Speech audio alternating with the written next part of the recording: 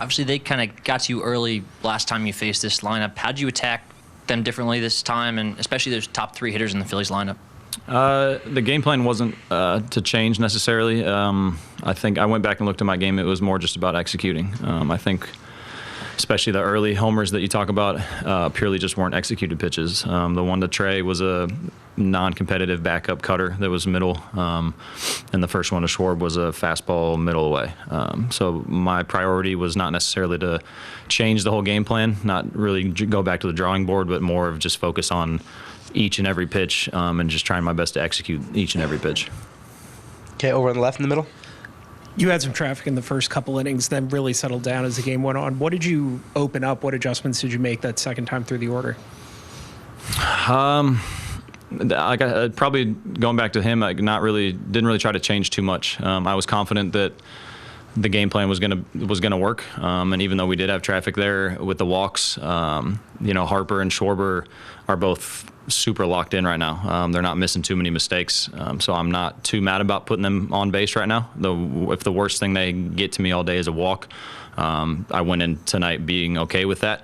And just trusting that in between those guys that I had the confidence to get the other guys out. I just really didn't want to have those guys beat me. So if I did have a little bit of traffic on base, I just tried to trust my stuff and get some ground balls or get some quick outs after that. Okay, we're going to go far left. Merrill, when you were taken out, you appeared to be upset. Can you talk about your emotions there and the thought and what you wanted?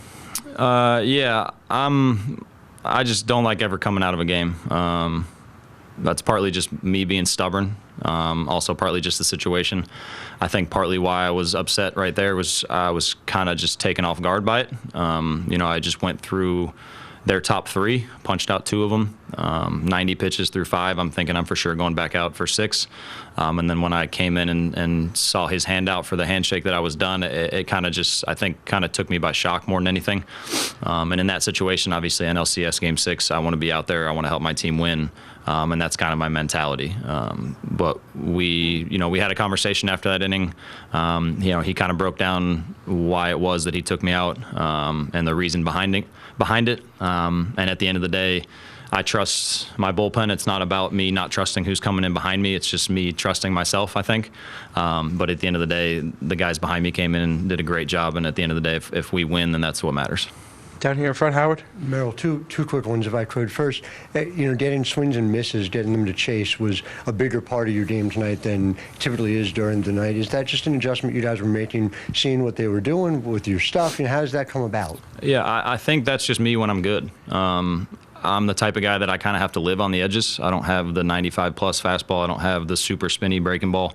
So I kind of make a living on making people make decisions, right? And if I'm living on the edges, that forces them to make decisions, and it forces them to swing at pitches that maybe they wouldn't normally or maybe they shouldn't be swinging at. And I think when I'm locating those pitches, especially with the ability to change directions and change speeds, I think that's probably when I'm at my best. I just wonder if since this time, since you came out of the game, if you had a chance to reflect on how far you've come over these past few years to be able to have a moment like this tonight. Yeah, it's been fun. It's been a good journey. I've said it before. If you would have told me I'd be sitting here 5 years ago, even when I did make it to the big leagues for the first time, I would have told you were probably crazy. There was a lot of hurdles that I think I had to get over and get past to get here. I definitely don't take sitting here talking to you guys for granted. I don't take for granted that I was the Game 6 starter today and helped the Dbacks, win a crucial Game 6. It's been fun to, kind of enjoy it with these guys in our clubhouse and on that side. And I think a lot of them have helped me get here. But it's been fun, and I'm just trying to kind of take everything and enjoy it. Okay, we're going to go back to the far left again. What, if anything, will you say to Brandon? It's Game 7 for him, and in the next 24 hours, less than that, will you talk to him? Yeah, I've seen the maturity and the development of Brandon has come a long way from when he first got called up and got roughed up a little bit, and then we sent him back down. But ever since he's come back, I've said it to a lot of different people. I feel like every time he takes the ball, he gets a little bit better. And I'm probably just going to tell him to do what he did at home, right? He threw a really, really good game at home against these guys. And I think he's going to be a really good pitcher in this league for a long time. He's got the makeup for it. He has the stuff for it. He doesn't get rattled. He's got a pretty slow heartbeat for how young he is. But I would probably tell him just go compete and have some fun. Anything else, Merrill? Okay, Merrill, thanks a lot. Yeah. Thanks, guys. Okay, we'll get started with Torey Lovullo. First question for Torey. We'll start with JP on the right. Thanks, Torey. Your direct quote from earlier today, I got a lot of information that says Tommy Pham should have a good day today. How did you know? Well, first of all, I know he's got a warrior mentality. He didn't like watching a game the other day from the other side. I know that he feels like he got benched, but I just was giving him a little bit of a blow. And I know that a lot of the information that I had in front of me and very targeted information said that it was a really good matchup for him and Nola. So it ended up working out well, right? He gets a really good swing off on a breaking ball and gives us a 1-0 lead. So it was a great moment for him and a great moment for this team. We're here on the left, second row. Torey, what kind of difference do you think it made, especially in this stadium, jumping out to a lead for the first time in the series? Well, the obvious one is the crowd. It was considerably more quiet for those middle innings when I think things can get really ramped up here. But once they get somebody on base or they score a run, it picks up again. But we kept tacking on a run, and I think that's a very powerful statement when you just add another point here and there. And I just feel like those early runs let us exhale a little bit. It's an elimination game for us. We know what's at stake. We knew we had to do, and we were in the middle of doing it. And I think we just started to relax a little bit, and we just continued to capitalize throughout the course of the day. It was a much cleaner game. It was very close to a Diamondback type of a baseball game. There are some things we have to clean up, and we will. But I was very pleased overall with the effort, and I think the crowd was out of it, and we just started to make those statements, and I was very happy about it. A few more for Torey. JP. Torey, what can you share about the conversation with Merrill after the fifth? Well, it's what I expect from Merrill. He's an unbelievable competitor. Never wants to be taken out of a game until his tank is absolutely empty. He was making statements to me that told me that he was capable of going back out there, but I've got to be the parent in the room and make a tough decision and hand it over to bullpen that's been very, very efficient. He had done his job. It was 65 pitches through 3. That was a concern. It was 48 after 2. That was a concern. So I was managing his workload. I was watching his stuff. It was, in my opinion, it was just time to come out of the game. What I can share about it is he was pounding the table to go back out there and was shocked that I was going to remove him from the game. But we had another brief conversation, and I explained to him why I was doing it, and he began to slowly understand. But there's so much stimulus, there's so much activity and so many thoughts that he's having that, and I've never been a pitcher, so I don't know exactly what it is, but I've been around enough to know that really outstanding pitchers never want to come out of the game, and that's what he was trying to do. He was trying to make that statement. On the left side, towards the middle aisle. Torey, Alec Thomas had a big day at the plate, getting on 3 times, but he also, I think, had 6 putouts and turned a lot of balls in the gap, cut them off and kept them as singles. And he's been doing this all series. What has having that kind of defense in center field done for your ability to stay in games? Well, we believe in pitching and defense. It's who we are at our core, and I think it's helped us hang in and win a lot of baseball games. And we have a lot of grit. We grind out our wins. We don't power through 10-1 wins very often. So the fact that he can run balls down adds a lot of confidence. It gives our pitchers a lot of confidence to make pitches, knowing he's going to cover that space out there. And he's still growing and learning as a player. So defensively, I think he's pretty close to who he's going to be for the majority of his career. And he's made some unbelievable plays that have saved us out there. And you're right. I thought he covered a lot of ground and a lot of space out there, and it gives us a lot of comfort in knowing that he can make those plays. Over here on the right side. And Torey, a little more on Alec. In terms of the at-bats he's had, we've seen the power develop more this year. How significant in a Game 6 was it to see him have, at-bats that display maturity to you? Well, first of all, I think he's surveying the strike zone, understanding what's in his area that he's looking to fire at, and to me, that's just a very mature at bat. We've been talking about towards the back half of our season as a team, we want to have a more mature approach and a more mature at bat, meaning, get the pitch I'm looking for, fire on it, and not miss it. And Alec is in a really good spot. So it means that, things are balanced. His head's on the baseball, his hands are loaded up, and those are the positions that every hitter works really hard to get into on a consistent basis. And I think he's been making really good swing decisions. So he's been a little bit of a catalyst for us, for sure. I think, base hit, stolen base, just going up and doing the job that he needs to do, and scoring some big runs for us. I think he was a big part of our offense today. Greg on the left. Thanks, Torey. Congratulations on the win. Thank you, Greg. So I'm curious about the mood of the players right after the win. Like, you guys are known for enjoying your victories before you put them away. Yeah. What was the mood like tonight? And do you think that that's affected at all, knowing what you've got in front of you tomorrow? Yeah, I think we enjoyed it. I think there were a lot of F yeahs as we were shaking hands, and I think everybody was excited. And I like that. We deserve this moment. We're going to play Game 7, and for me, Game 7, it's like all hands on deck. Anything is possible. Game 7s are Game 7s for a reason.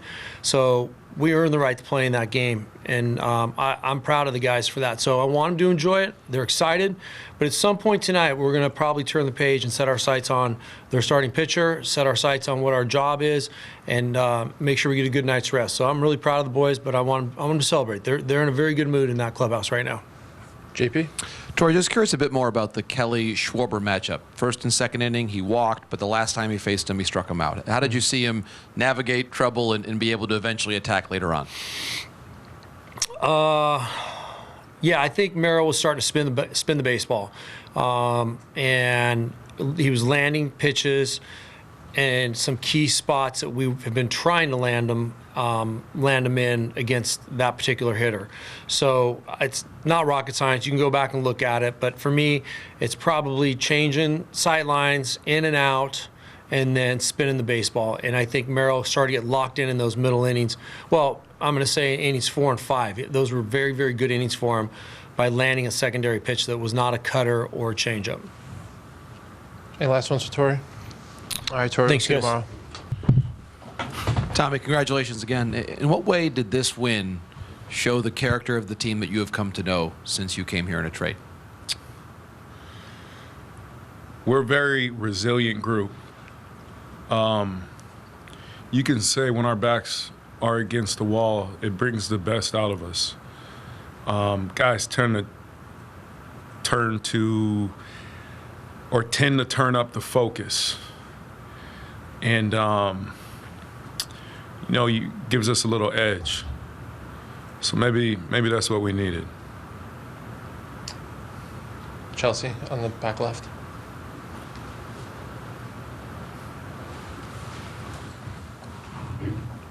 Hey, Tommy. Merrill Kelly had to go through a lot just to kind of get his opportunity in the big leagues, let alone get to this stage. What about him have you learned in the short time you've been his teammate that kind of makes that make sense? Like, why has he been able to to get here, I guess? He cares about getting better, and that's part of the process of being a big leaguer. It's one thing to get here. It's another thing to get here and continue to work on being better at your craft. And that's something about Merrill that I've learned about him. He's very studious of the game. He cares, and he wants to be great. So that there's some drive to him. Down here on the right side, second row. Tommy, too, if I could. The first, just what are you seeing out of Alec Thomas in the postseason that's allowing him to make this leap in terms of performance? He's controlling his backside a lot better. One thing, when I got traded here, I watched him hit, and I don't know, in a span of games, he was just jumping out so far to hit the ball. And I started talking to the hitting coaches. I'm like, you guys got to get this guy to stay back. And they were like, you don't think we've told him? And I was like, all right, man, let me try to talk to him. So, you know, I started talking to him about his swing and what I thought, and I started showing him things that I felt like he could do better to make him a harder out.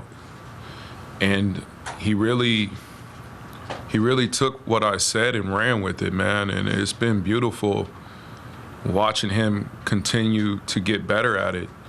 And, you know, we're probably going to have to give me a tip or something for helping him out. But, I mean, he's really gotten better mechanically with his swing, and it's allowing him to pull the ball in the air better, drive the ball the other way.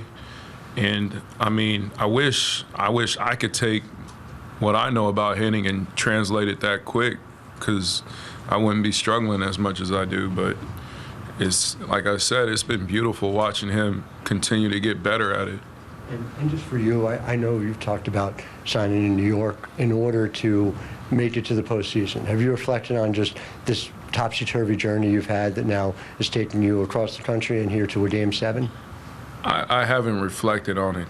I'm sure, you know, there will be a time I will reflect on that, but it hasn't happened yet. Greg, on the left. Thanks. Tommy, congratulations on the win. Can you take me through that first at-bat? What did you see from Nola? He's been dominant. What did it mean to touch him up early? Yeah, he has been dominant. Nola's a great pitcher, great numbers against me. I saw him, he fell behind 1-0, then he threw a ball at the top of the zone, and I fouled it back, and immediately I was like, damn, I missed my pitch. You know, because I don't, as you guys have seen this series, I haven't been getting too many balls out over the plate. And then he throws a backdoor changeup, and in my mind, I'm like, shit, here we go again. You know, I'm down 1-2, 0-2, like always. Let me try to battle. And I got to 2-2, and it just looked like he missed his spot. You know, he was trying to get the ball out over a way. It came in, and I didn't miss it. Can you tell me about what was the mood like in the clubhouse, and how has that been compared to the other wins in this series? Could you I misheard the beginning of your question. No worries. What was the mood like in the clubhouse? And then can you compare that mood tonight to how it's been with the other wins in the series? The mood has been the same as every other win, except now, you know, we need one more to advance. Going into today, we were focused on winning. You know, it's win or go home. That's the mindset, that's the attitude, and that's the thought process regarding everything. You're welcome. Back right. I apologize if you've asked this question. I was in both clubhouses, but as a team, was your approach to Aaron different than it was the last time you faced him, or was it a case of just taking advantage of maybe mistake pitches you may have thrown in this game that you didn't get a chance to do so in the previous start?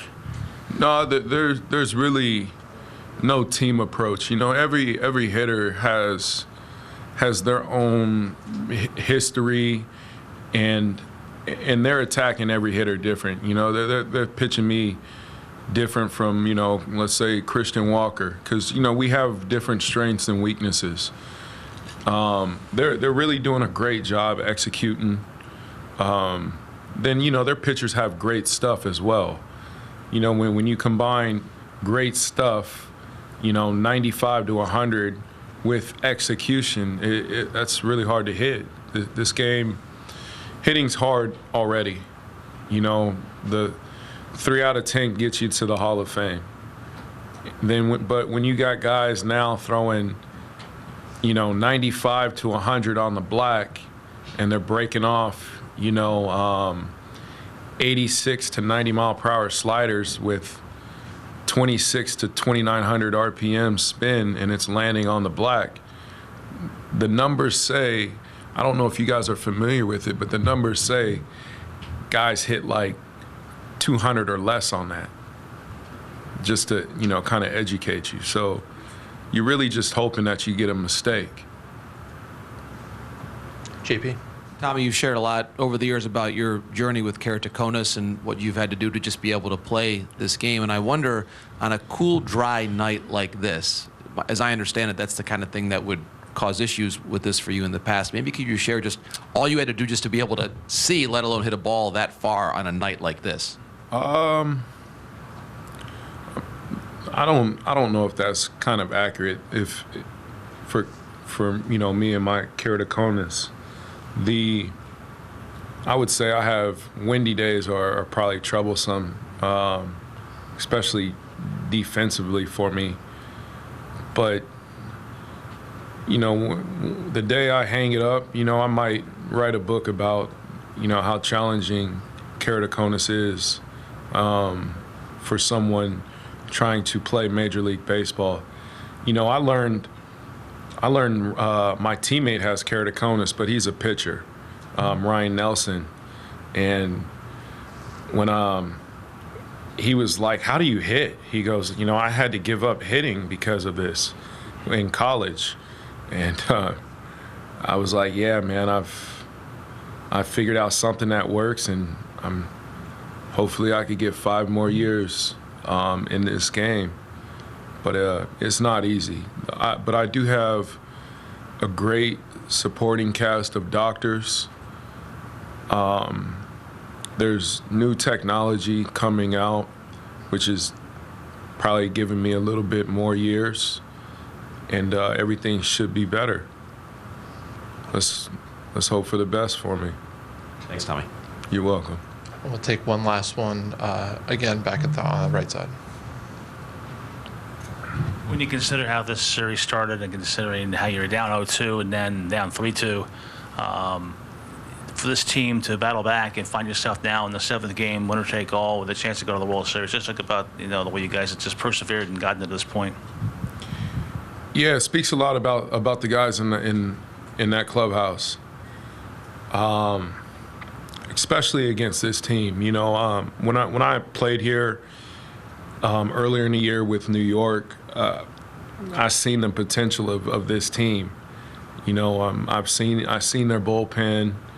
I have history against their starters, and their lineup wasn't necessarily clicking the way it is now. But as the season wore on, you saw their bats get hot, and it was just like, man, this team could be scary. But as I said earlier, it speaks a lot about the guys in that locker room, the coaches, because, you know, with all honesty, man, the media could really portray a false picture about a team. Then as you guys are seeing this series, you know, the resiliency of the Dbacks and how we play the game, how we manage to win, it's starting to grow amongst, you know, the baseball fans, media, and everyone else in the game. It's just sometimes when you count a team out from the get-go, and when that team so easily falls behind, you know, 0-2, you get that perception. But we always felt like, you know, if we got some good pitching, played great defense, and we played our game, that we could win this. All right, thanks very much, Tommy. We'll see you tomorrow. See you guys.